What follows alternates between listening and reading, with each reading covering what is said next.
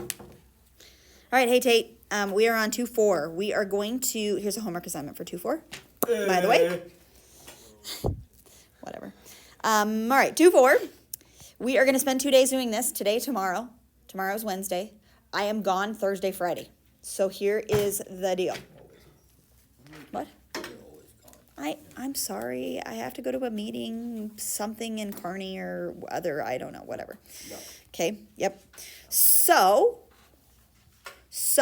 what I'm going to do is Thursday, Friday, we will do probably review over derivative stuff Thursday, because I have a rules sheet that I want you to go over and do some practice on derivatives.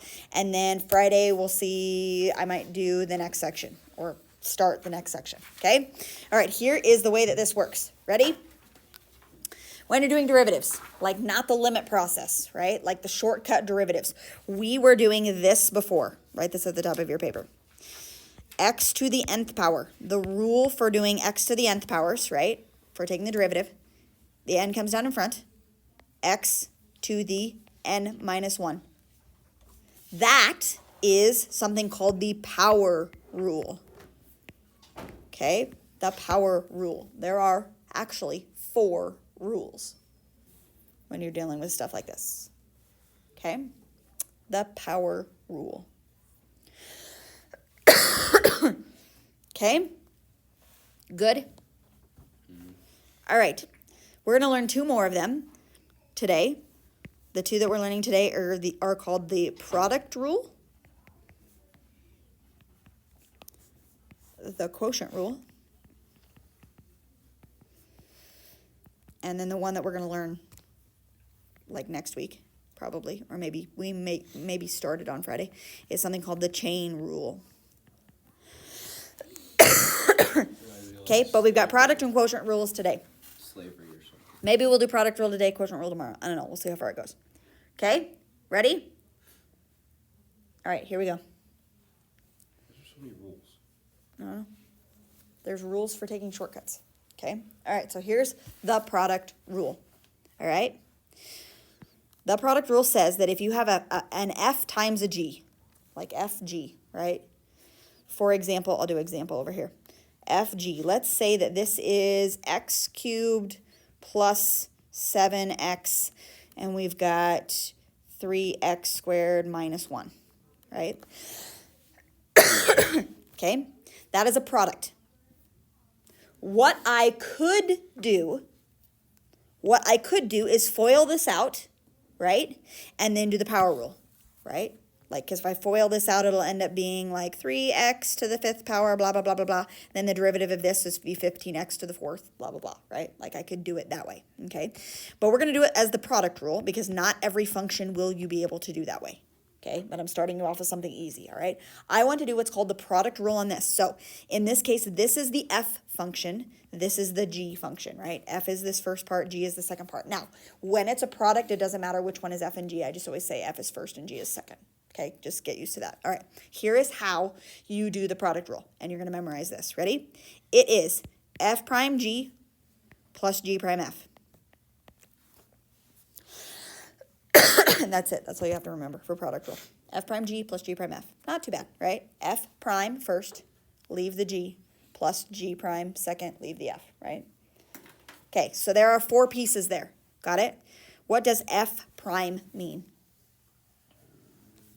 The derivative of f, right? So what I'm going to do is under my f prime g plus g prime f. Under my f prime, I'm going to put the derivative of f, right?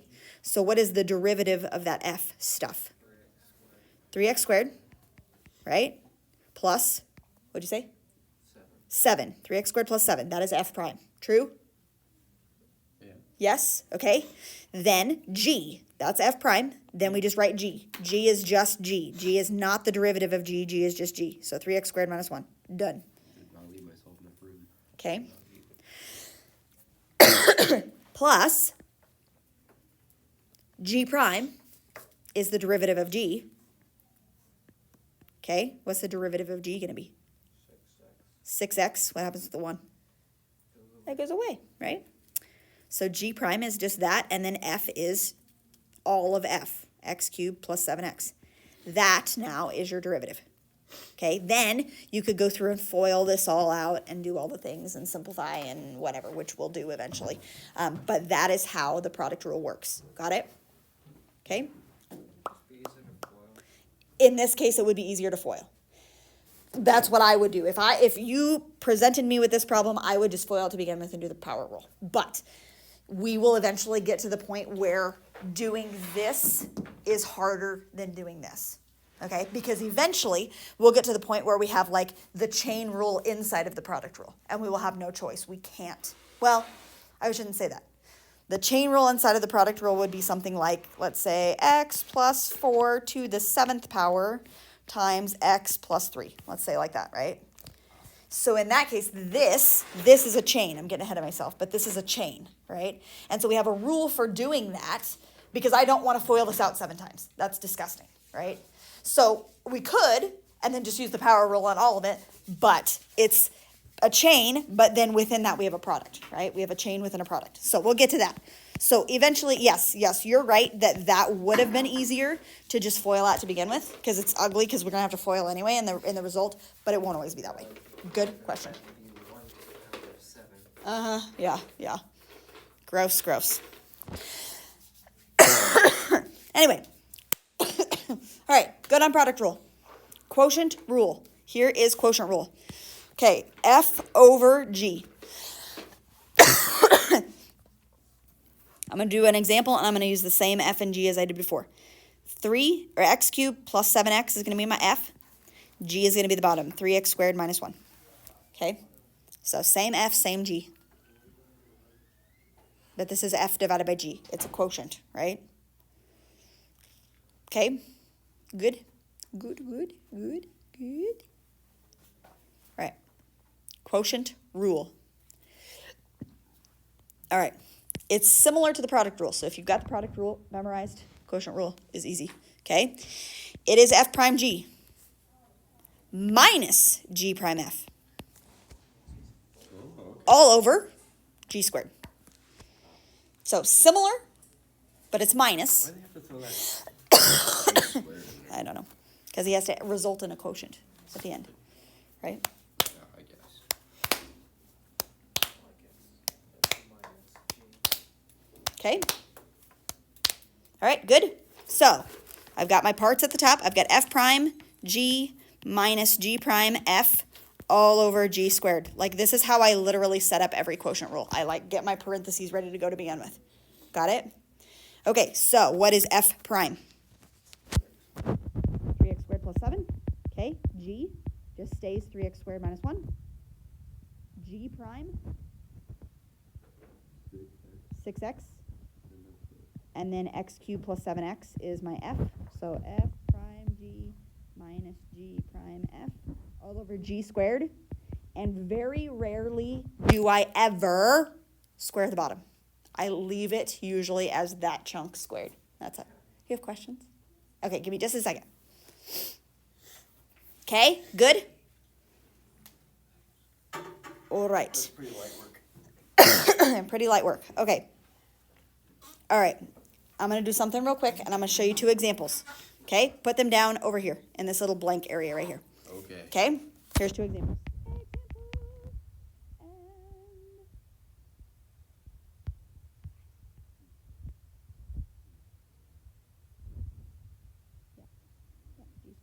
All of that squared. Okay, 2 examples. Here we go. Let's do this. Let's do 3x to the 4th power. Okay? And then let's do 4 over x cubed. I don't know. I should have done 3 over x to the 4th. Let's keep it consistent. Let's do 3 over x to the 4th. I don't know. I'm just trying to make it. Okay? One's technically a product, one's technically a quotient, right? Okay. Yeah. But before this, we've always done this using the power rule, right? Okay, this one we're going to do product. This one we're going to do quotient. So I'm just going to show you. Sometimes you will have options, okay? Let's see if we get the same answer. So if we're doing the power rule, what's the derivative of 3x to the 4th? 12x cubed. Yeah? Okay. Now, if we're doing this using the product rule, this is F, this is G. Yeah? Product means we're taking two things multiplied together, right? F times G, all right? So if I have that going on, I have F prime G plus G prime F for my derivative. Got it? Okay. If F is 3 and I want to do F prime, what's F prime going to be? 0. Interesting. Okay, what's G? No, just G, not G prime. It's just x to the 4th. Got it? Okay. G prime is what? Just the derivative of G, just the derivative of x to the 4th. Would that be 12? Nope.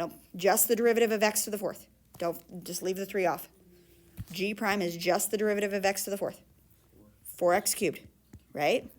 Times f, and f is 3. Yeah? So let's see what we get. 0 times x to the 4th is gone.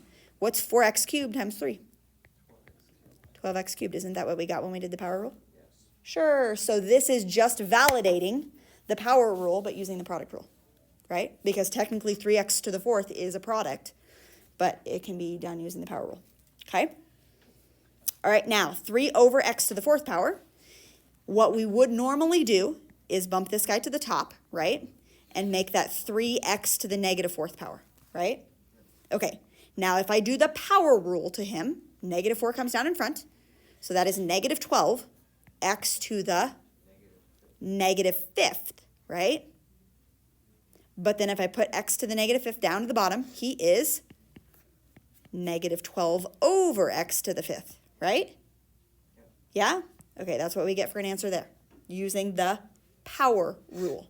Now let's apply the same thing using the quotient rule. So quotient rule is f prime g minus g prime f all over g squared. So I'm going to do like this. This guy, minus this guy over g squared, that guy.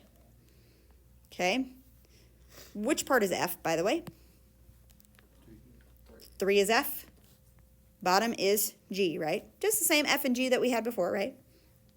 Okay, so I want f prime.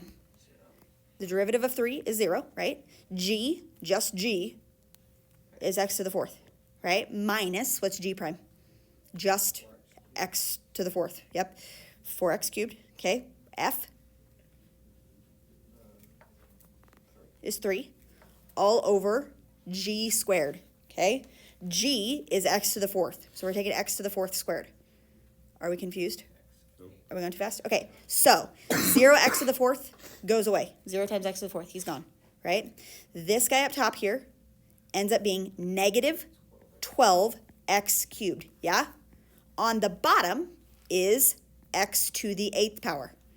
All right, now x to the 3rd and x to the 8th reduces. There's 3 on top, 8 on bottom, so I will end up with 5. Is that what we got before? Yep. You betcha. Just using the quotient rule instead of the power rule. Now, not every one can you do the power rule to. Like this one up here that we did the quotient rule to, I cannot actually do the power rule to that. Like I have to use the quotient rule. But some of them, you can interchange them, and it doesn't matter which one you use, right? It's just validating that those two are good. Got it? What time do we get out of here? 23. Oh, we got lots of time. Okay. All right. Okay. All right. I want you to try to do example 1. What is this? Trying to find the derivative. You're trying to find the derivative, right? But this is a product. True?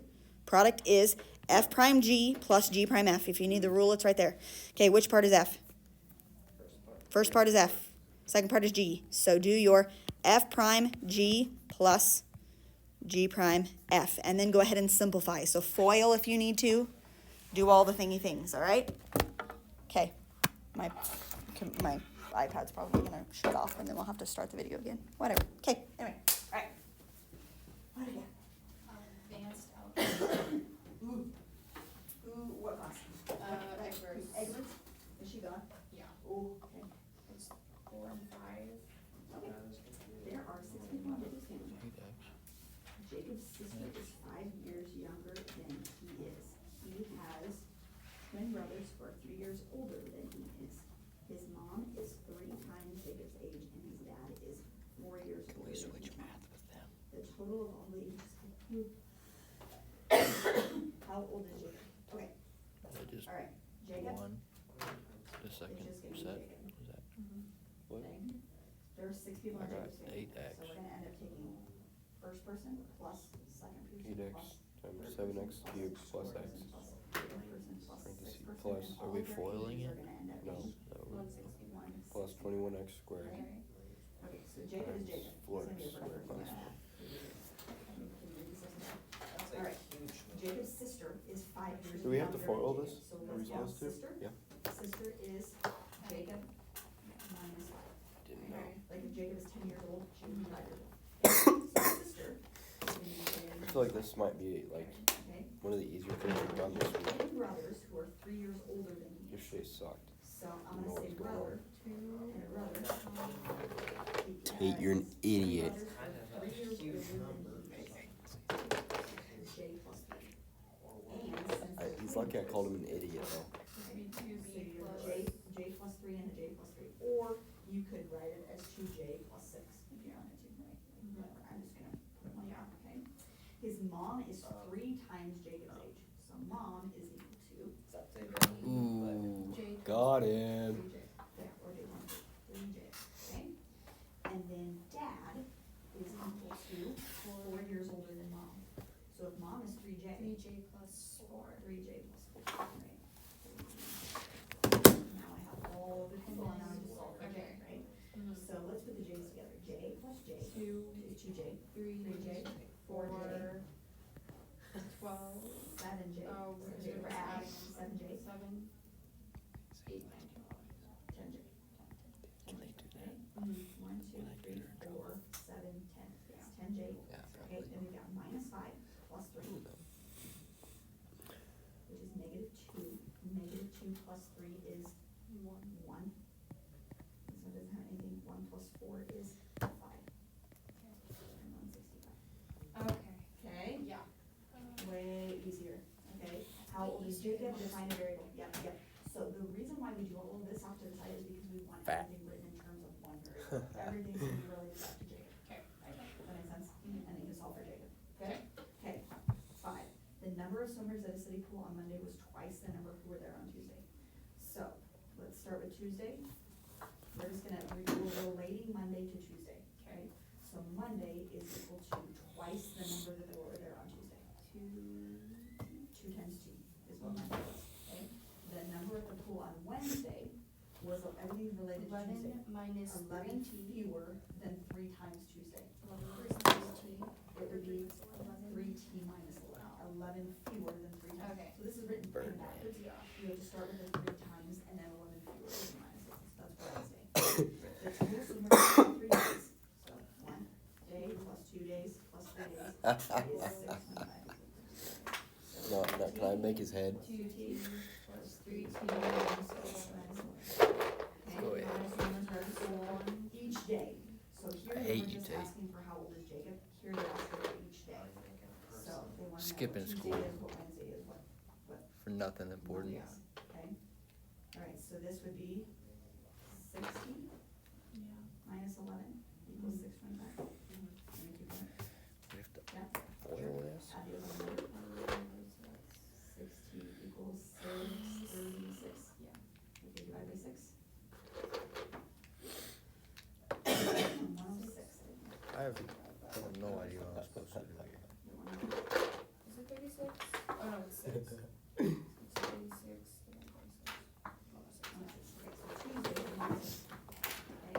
Monday has If you do that. So 106 times 2. That ain't the answer, I don't know what's 2, going 1, on. 2. Is the first part right? What? The first part right? Times Yeah. 3 minus 11. I just haven't finished it yet. 307. And all of those numbers, Oh, if you you knew wanna check that. your answer, all of those numbers should add up